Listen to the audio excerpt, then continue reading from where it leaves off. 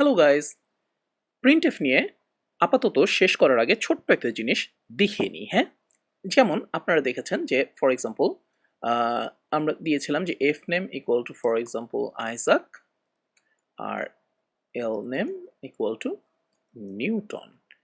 তো আমরা যেটা করেছিলাম যে ধরেন print F his name is percent S এবং এখানে আমরা পাস করেছিলাম ফার্স্ট নেম লাস্ট নেম। এবার আমরা যখন রান করেছি কোডটা আমরা দেখতে পাচ্ছি his name is Isaac Newton. Fine. তো আমরা কি শুধু প্রিন্ট এফই করতে পারবো? এটাকে যদি আমরা রিটার্ন নিতে যাই প্রিন্ট না করে, তাহলে কি করব? ধরেন আউটপুট ইকুয়াল টু আমরা এখানে লিখতে পারি এস প্রিন্ট এফ। তাহলে আউটপুট নাই, আউটপুটটা কোথায় গেল?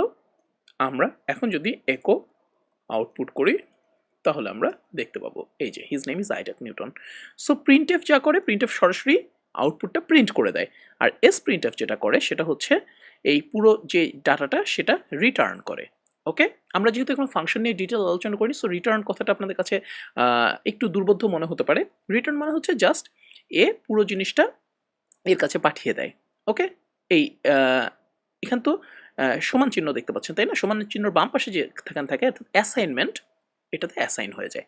তো এনিওয়ে এটা খুবই ইউজফুল, কারণ হচ্ছে আপনাকে প্রায়ই দেখবেন যে ধরেন আপনি যখন পরবর্তীতে আমরা যখন HTML নিয়ে কাজ করব তখন দেখবেন যে প্রায় মাঝে মাঝে ভ্যারিয়েবলের মধ্যে এরকম রিটার্ন নিয়ে নিতে হচ্ছে, জমাতে হচ্ছে পুরো আউটপুটটা, ঠিক আছে? তখন রিটার্ন নিয়ে তারপরে সেটার উপর কোনো কাজ টাজ করে তখন সেটাকে আউটপুট দিতে হচ্ছে। তো এরকম ক্ষেত্রে অবশ্যই প্রিন্টএফের জায়গায় এস প্রিন্টএফ দিয়ে আউটপুটটা নিয়ে নেবেন কোনো একটা ভ্যারিয়েবলে। হ্যাঁ, তারপর আপনি সেটাকে আউটপুট দিলেন। আপনি যদি এখন এটাকে বড় হাতের অক্ষর দেখাতে চান, ফর এক্সাম্পল str টু আপার, আমরা যদি এখানে দেখি,